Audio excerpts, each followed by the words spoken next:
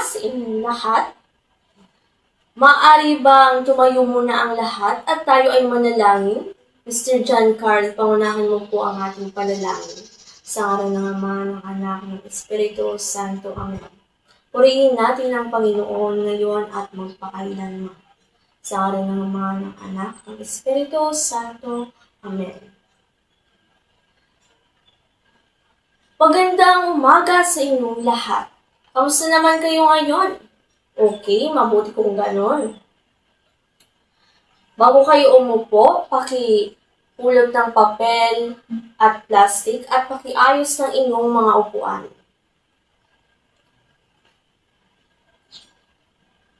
Tayo ay magmamarka ng pagliban sa klase. Narito ang mga alituntunin sa silid-aralan. Number 1, umupo ng maayos. At number 2, iwasan ang maging maingay. At number 3, makinig ng mabuti sa guro. At number 4, itaas ang kamay kung nais sumagot. At number 5, iwasan ang pakikipag-usap kung may talakayan. Naintindihan ba ang patakarang ito? Handa na ba ang lahat para sa bagong kaalaman? Kung handa na, may magbahagi nga tungkol sa huli nating tinalakay.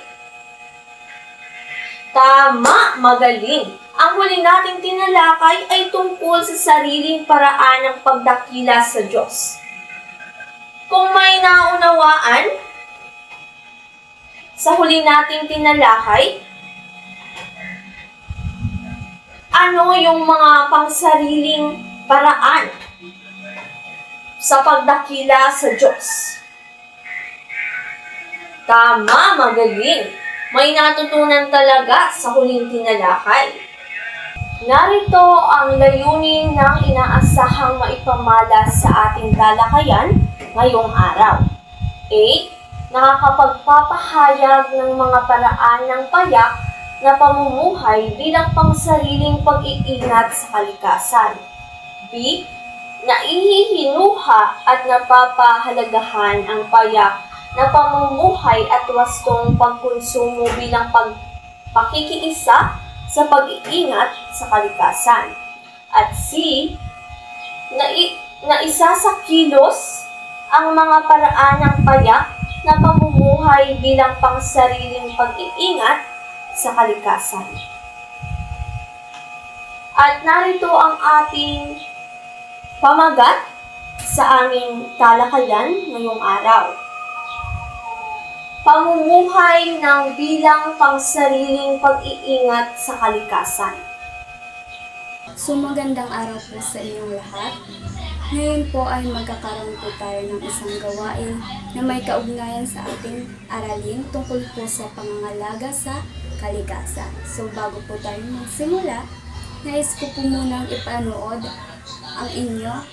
ang isang maikling picture. Panoorin niyo po ito ng mabuti dahil pagkatapos po ay sasagutan ang ilang katanungan. So, tapos na po ba kayong manood? Ngayon naman po, subukan natin sagutan ang mga tanong. So, unang tanong po. Okay, sige po, Miss Fiona. Ano po ang inyong nakita sa larawan o video? So, para po sa akin, ma'am, ang nakikita ko po sa larawan ay isang batang may hawak na laruan at parang ginhawa ito sa kung anong pwede natin gawing bagay ang may lumang gamit. So, sa number 2 po, sino po ang gustong sumagot? Okay po, thank you po, Sir Edmark.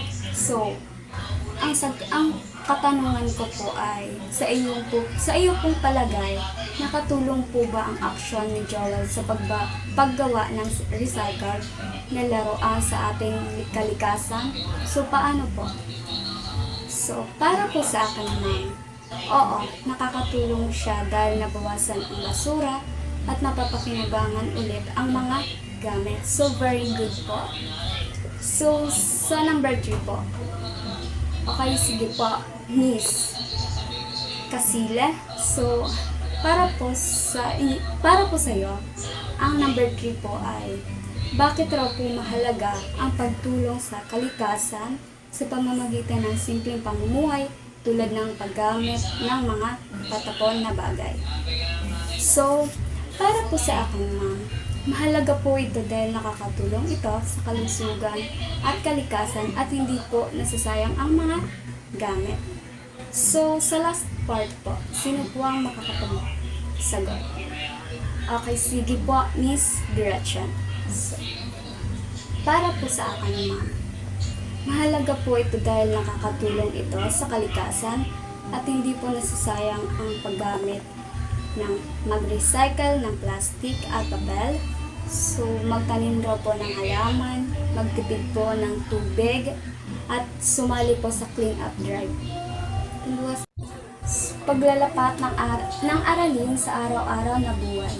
So, ngayon naman po, i-apply natin kung paano natin natutunan sa ating pang-araw-araw na buhay. Mayroon po akong ipapagawa sa inyo. Gagawa po kayo ng isang pangungusap kung paano nyo mapapangalagaan ang ating kalikasan. So, isusulat niyo po ito sa malinis na papel. So, may ibibigay po ako ng halimbawa. So, maaari niyo po itong sabihin. So, una po, mapapangalagaan po ang kalikasan sa pamamagitan ng pagtanim ng halaman at pag-iwas ng plastic.